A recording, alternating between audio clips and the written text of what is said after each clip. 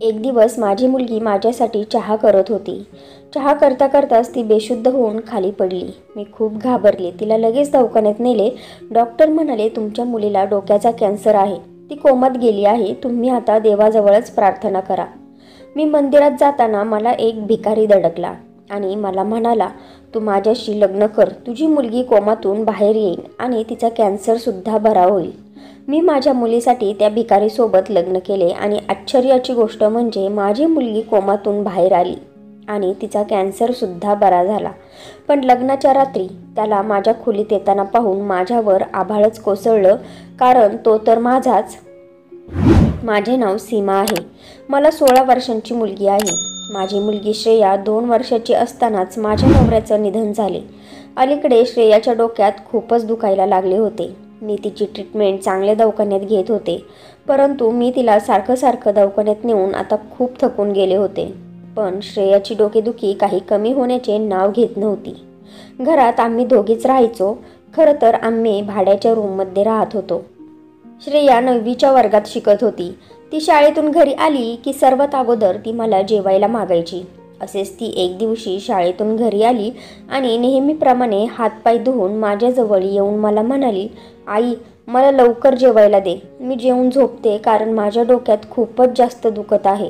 मी श्रेयाच्या डोकेदुखीला त्रस्त झाले होते आणि शहरातल्या मोठमोठ्या रुग्णालयात तिला दाखवले होते, परंतु श्रेयाला कुठलाच गुण येत नव्हता. तिचे औषध नेहमी माझ्या पर्समध्ये असायचे. मी पळत जाऊन माझ्या पर्समधून औषधे काढली आणि तिला दिली. ती म्हणत होती, आई, असं वाटत आहे माझ्या डोक्यात कोणीतरी हातोडात ठोकत आहे. तिने दोन्ही हाताने तिचं डोकं दाबून धरलं होतं. तिची अवस्था पाहून माझं डोकं गरगरायला लागलं. मी लवकर श्रेयाच्या हातात पाणी दिलं आणि म्हणाले, ही औषधं पहिली खा. काही वेळानंतर मी श्रेयाला विचारले, आता तुला बरं वाटत आहे का? तिने हो मध्ये मान हलवली आणि म्हणाली, आता मला पहिल्यापेक्षा चांगलं वाटत आहे. मी म्हणाले, चल पहिले आपण डॉक्टरांकडे जाऊया. परंतु तिने नाही मध्ये मान हलवली आणि म्हणाली, आता मी थोडा वेळ आराम करते. असे म्हणून ती रूममध्ये निघून गेली. पण मी अजून पण थरथर कापत होते. माझे मन खूप घाबरत होते. माहीत नाही माझ्या मुलीला कोणता आजार झाला होता. संध्याकाळी जेव्हा श्रेया रूममधून बाहेर आली तेव्हा ती खूप प्रसन्न दिसत होती. तिला आनंदी पाहून माझ्या जीवात जीव आला. दुसऱ्या दिवशी श्रेया शाळेत गेली. शाळेतून परत आल्यानंतर तिच्या डोक्यात दुखत होतं. मी आता मात्र तिला म्हणाले, पहिले तू डॉक्टरांकडे चल बाई. पण हे ऐकताच ती रडायला लागली आणि रडत रडत मला म्हणाली, आई, तू मला डॉक्टरांकडे नेलं तर माझे मेलेलं तोंड बघशील. मी सारखं डॉक्टरांकडे जाऊन दमले आहे ग. मी लवकर तिला औषध दिले आणि म्हणाले, तू काही दिवस शाळेत जाऊ नकोस ना, मग घरी राहून आराम कर. परंतु ती म्हणाली, मी शाळेला सुट्टी घेऊ शकणार नाही. तिचे बोलणे ऐकून मला खूप राग आला होता. मी म्हणाले, उद्या तुला मी शाळेत जाऊन देणार नाही. आपण उद्या मोठ्या रुग्णालयात जाऊ आणि तुझ्या सर्व तपासण्या करून घेऊ.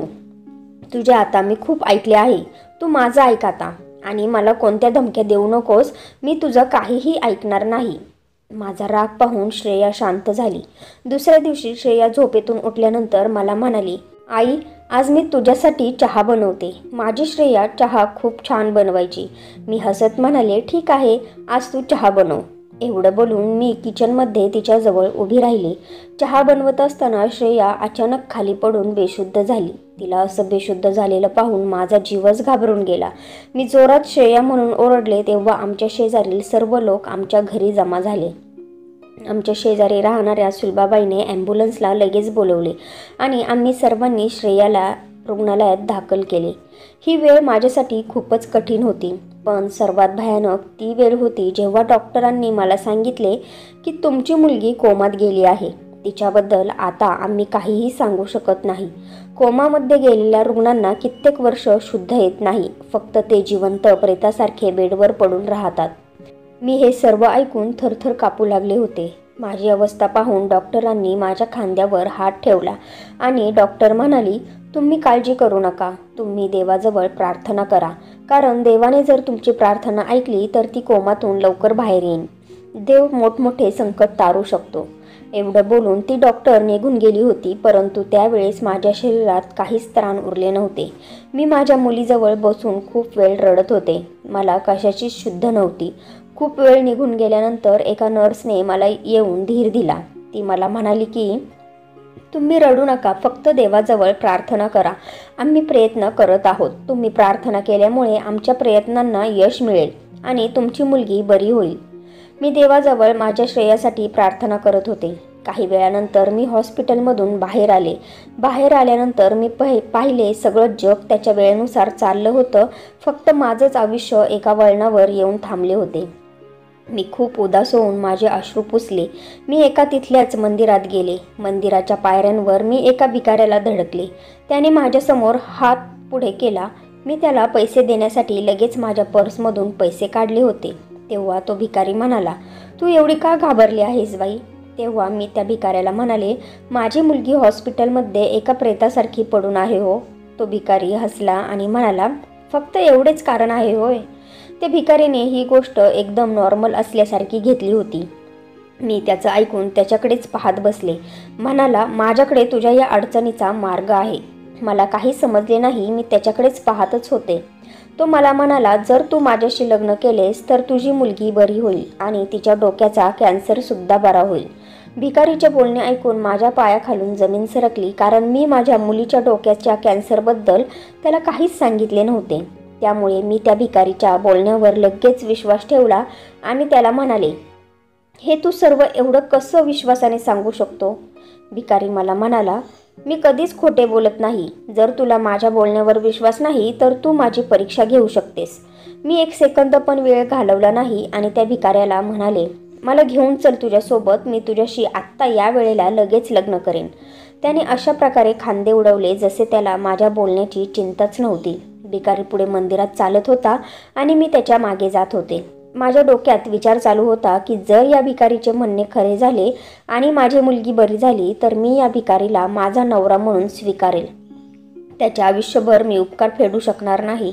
मंदिरात गेल्यावर तो पुजाऱ्याला म्हणाला, मला यांच्याशी लग्न करायचं आहे. पुजारीने मला विचित्र नजरेने पाहिले, जसे काय त्यांना मला सांगायचं होतं की मी वेडी झाली आहे.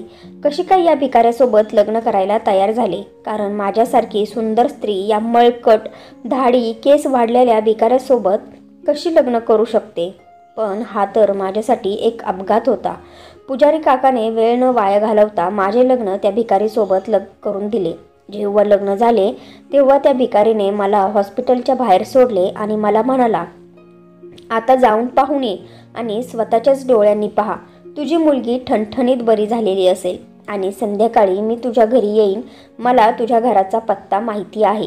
घरी येण्याचं ऐकून मी खूप घाबरून गेले, परंतु त्यापेक्षा महत्त्वाचं मला माझ्या मुलीचे प्राण वाटत होते. जशी मी हॉस्पिटलमध्ये गेले तेव्हा एक नर्स माझ्याकडे पळत आली आणि ती मला म्हणाली, तुम्ही कुठे गेला होतात? मी तुम्हाला पूर्ण हॉस्पिटलमध्ये शोधले. तुमच्या मुलीला शुद्ध आली आहे आणि ती फक्त शुद्धीतच नाही तर तिच्या डोक्याचा कॅन्सरसुद्धा बरा झाला आहे.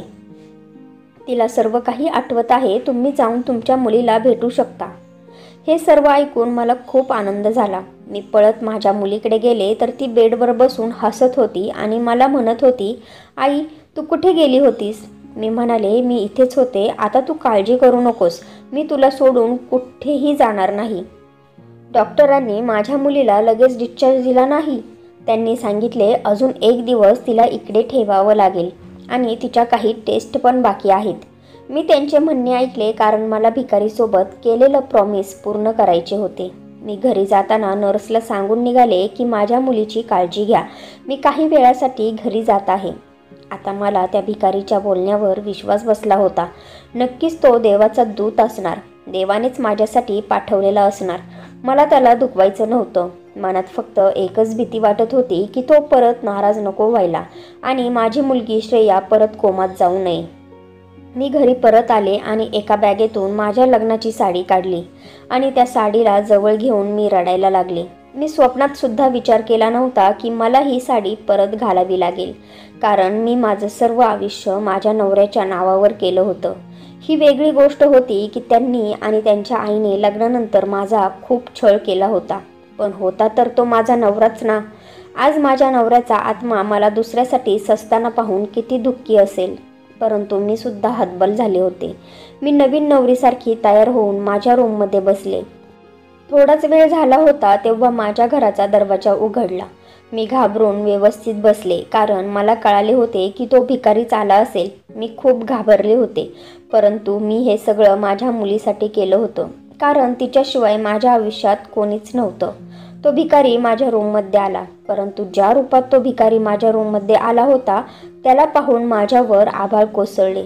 मनात विचार आला, जमिनीचे 2 भाग व्हावे आणि मी त्यात उडी घ्यावी, कारण तो भिकारी तो कोण होता हे जाणून घ्यायचे असेल तर तुम्हाला माझी कथा ऐकावी लागेल. माझे नाव सीमा आहे. ही तेव्हाची गोष्ट आहे जेव्हा मी कॉलेजमध्ये शिकत होते. मी खूप मोठमोठे स्वप्न पाहिली होती. मला गरीब लोकांची मदत करायला खूप आवडत होते. माझे स्वप्न होते की माझे शिक्षण पूर्ण झाल्यानंतर मी गरिबांची मदत करण्यासाठी एक NGO काढेल. पण माझे स्वप्न ते स्वप्नच राहिले, कारण माझ्यासाठी सुधीरचं स्थळ आलं होतं. सुधीर हा खात्यापित्या घरातील होता, श्रीमंत होता आणि घरचे सर्व काही ठीक होते, म्हणून माझ्या घरचे या लग्नासाठी तयार झाले. माझ्या आईवडिलांनी ठरवले की माझे लग्न सुधीरसोबतच होणार. हे ऐकून मी खूप रडायला लागले होते. मी माझ्या वडिलांना म्हणाले, माझ्या स्वप्नाचं काय होईल मग? मला तर लोकांची मदत करायची आहे, त्यांच्या कामी यायचं आहे. वडिलांनी माझ्या डोक्यावर हात ठेवला आणि म्हणाले, सीमा, तू तुझ्या सासरच्या मंडळींची आणि तुझ्या नवऱ्याची काळजी घे. तुला याचं फळ नक्कीच चांगलं भेटेल. मी माझ्या वडिलांच्या विरोधात जाऊ शकत नव्हते, त्यामुळे सुधीरसोबत लग्न करायला मी होकार दिला आणि सुधीरची बायको होऊन त्याच्या घरी आले. सुरुवातीला तर सर्व काही ठीक चालू होतं, पण जसजसे दिवस जात होते तसतसं माझा त्या घरात छळ होऊ लागला होता. छोट्या छोट्या गोष्टीवरून मला माझी सासू आणि नवरा शिक्षा देत होते. मला मुलगी झाली म्हणून माझ्या नवऱ्याने आणि सासूने मला शिक्षा दिली होती, कारण त्यांना मुलगा हवा होता. मी माझा छळ माझ्या माहेरी सांगू शकत नव्हते. मी जर माहेरी निघून गेले असते तर माझ्या वडिलांची माहेरी इज्जत राहिली नसती. मला माझ्या वडिलांनी फक्त श्रीमंत आणि खानदानी घर पाहूनच मला या घरात दिली होती. त्यांनी मुलाची चौकशी केली नव्हती. मी माझ्या वडिलांची इज्जत राहावी म्हणून निमूटपणे तिथे राहत होते. काही दिवसानंतर सुधीरचा लहान भाऊ मनीष कुठून टपकला काय माहिती. मला सुधीरला लहान भाऊ आहे हे त्या दिवशीच कळालं होतं. मला असे वाटायचे की तो मनीष माझ्याकडे विचित्र नजरेने पाहायचा. मी काही काम करत असेल तर तो माझ्याकडे एकटक पाहत असलेलं मला जाणवायचं. तो माझ्या नवऱ्यासोबत भांडण पण करायचा. मी अनुभवलेलं होतं. जेव्हा पण मी किचनमध्ये काम करायचे तेव्हा मनीष तिकडे काहीतरी कारणाने यायचाच. त्याला कदाचित मला काहीतरी सांगायचं होतं. मी त्यावेळेस माझ्या धीराचे म्हणणे ऐकले असते तर खरंच बरं झालं असतं, पण त्यावेळेस मला तो सुधीरसारखाच क्रूर वाटायचा. त्यामुळे तो किचनमध्ये आला की मी लगेच बाहेर निघून जायचे. मी या उंदीर मांजरीच्या खेळाला कंटाळले होते. त्यामुळे मी ही गोष्ट माझ्या नवऱ्याला सुधीरला सांगितली. पण जेव्हा मी हे सुधीरला सांगितले तेव्हा तो खूप जास्त घाबरला होता. मला म्हणाला, माझा भाऊ मनीष असे का करत आहे मला माहिती नाही. त्याच्या मनात काय आहे कोणास ठाऊक. सीमा, तुला तुझ्या मुलीची शपथ आहे. तू मनीषच्या कोणत्याच बोलण्यावर विश्वास ठेवू नकोस.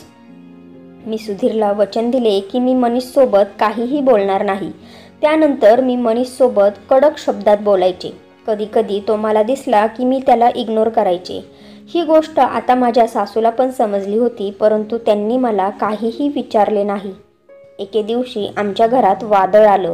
माझ्या सासूचा लहान मुलगा मनीष एका अपघातात त्याचं निधन झालं. मला त्याचे मृत्यूचे खूप वाईट वाटले होते, परंतु मनीषच्या निधनानंतर माझ्या आयुष्यात शांतता आली. मी माझ्या घरात मनाला येईल तसं राहू शकत होते, पण माझ्या नवऱ्याचे आणि सासूचे टचके टोमणे मात्र चालूच होते. आता मला त्याची सवय झाली होती. असेच 5 वर्ष निघून गेले आणि माझ्या नवऱ्याचे सुधीरचे देखील निधन झाले. मी त्यावेळेस खूप तरुण होते आणि सुंदर होते, त्यामुळे माझ्या घरच्यांनी मला दुसरे लग्न करण्याबाबत सांगितले, परंतु मी दुसऱ्या लग्नाला नकार दिला. मी माझं राहिलेलं आयुष्य माझ्या नवऱ्याच्या नावावर केलं होतं आणि त्यांच्या मुलीला सांभाळण्याचे वचन दिले होते. मी माझ्या मुलीचे पालकत्व फुलाप्रमाणे पार पाडलं. हळूहळू वयोमानाप्रमाणे आईवडिलांचे सुद्धा निधन झाले होते. आई वडील गेले आणि माहेर संपले. माझी मुलगी माझ्या जीवनातील एकुलती एक माझा आसरा झाली होती. तिच्यासाठी मी काहीही करू शकत होते. आणि आता हा अचानक अपघात झाला. मला या भिकारीसोबत लग्न करावे लागले. परंतु हा भिकारी दुसरा तिसरा कोणी नसून माझा दीर मनीष होता. आता जेव्हा तो भिकारी आंघोळ करून दाढी मिशा करून स्वच्छ कपडे घालून माझ्यासमोर आला तेव्हा मला त्याला ओळखण्यासाठी एक सेकंद पण लागला नाही आणि मी ओळखले, हा माझा दीर मनीष आहे. मनीषने माझ्यासमोर एक लिफाफा ठेवला.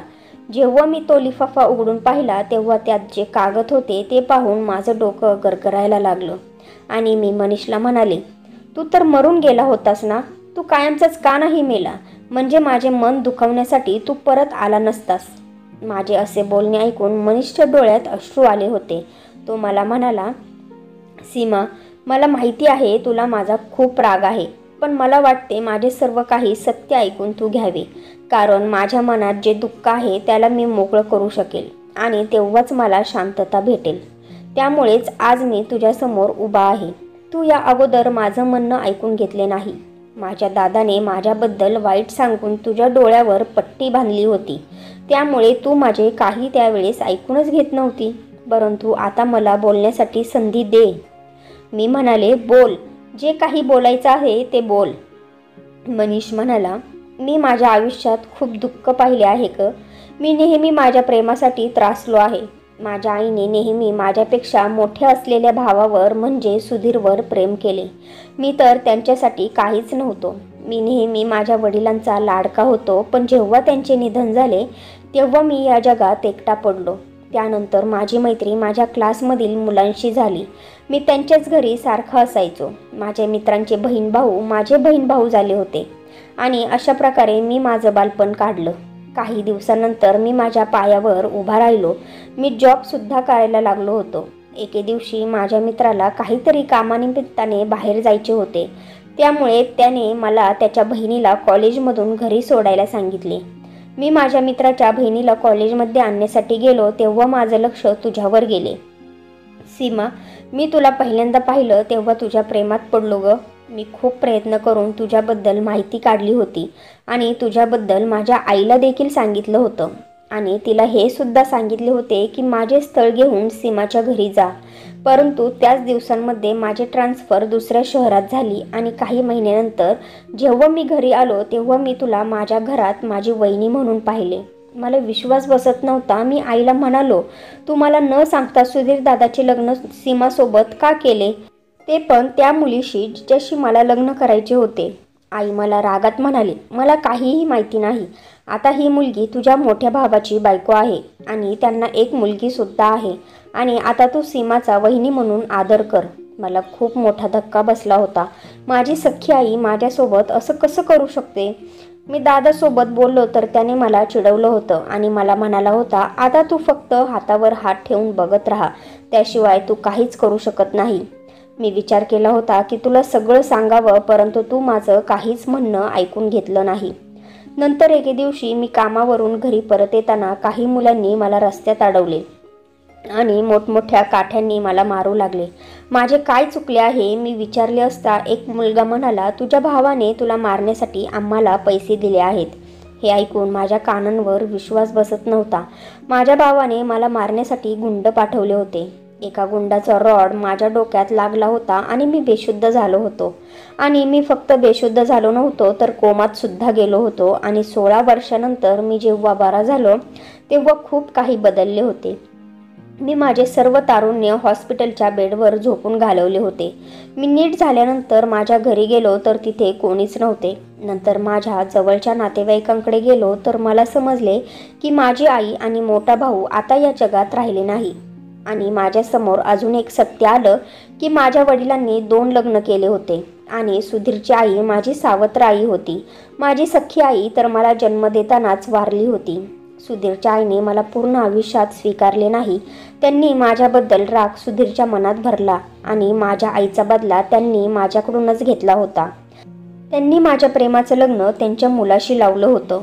आता माझ्यामध्ये सुद्धा बदला घेण्याची तयारी झाली होती आणि मी सुधीरला शिक्षा देणार होतो, पण सुधीर मरून गेला होता. त्यामुळेच मी विचार केला होता की मी त्याच्या मुलीचे आयुष्य खराब करेन. तुझी मुलगी ज्या शाळेत होती तिथे मी शिक्षक होतो. तुझी मुलगी मला एक शिक्षक म्हणून चांगले ओळखते. मी तिच्या प्यायच्या पाण्यात एक अशी गोळी टाकायचो की तिच्यामुळे तुझ्या मुलीच्या डोक्यात दुखायचं. त्या गोळीचा परिणाम पूर्ण 1 आठवडा राहायचा. 1 आठवड्यानंतर मी तुझ्या मुलीच्या पाण्यात परत एक गोळी टाकायचो.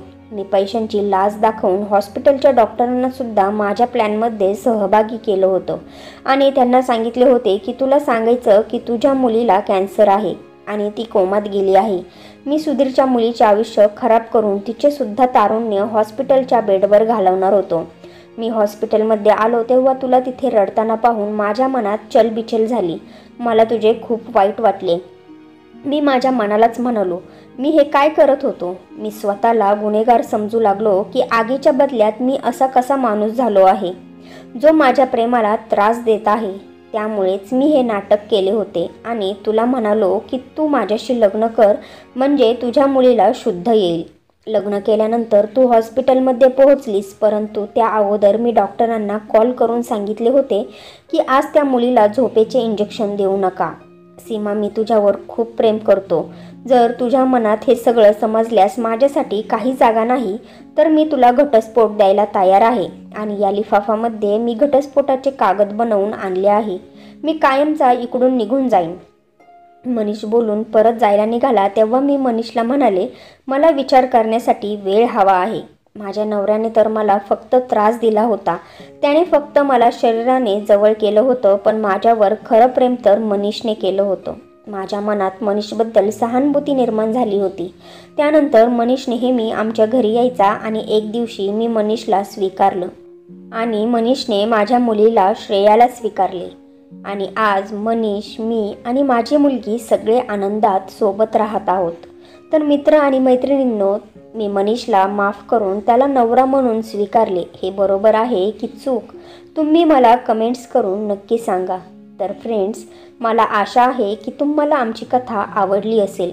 जर तुम्हाला कथा आवडली असेल तर व्हिडिओला लाईक करा. चॅनेलवर नवीन आला असाल तर नात्यांचा स्पर्श या चॅनेलला सबस्क्राईब करा आणि हो, कृपया नोटिफिकेशन बेल दाबायला अजिबात विसरू नका, जेणेकरून पुढील अपडेट सर्वप्रथम तुम्हाला मिळेल. आपण संपूर्ण कथा वाचली, ऐकली त्याबद्दल आपले सर्वांचे मनापासून धन्यवाद.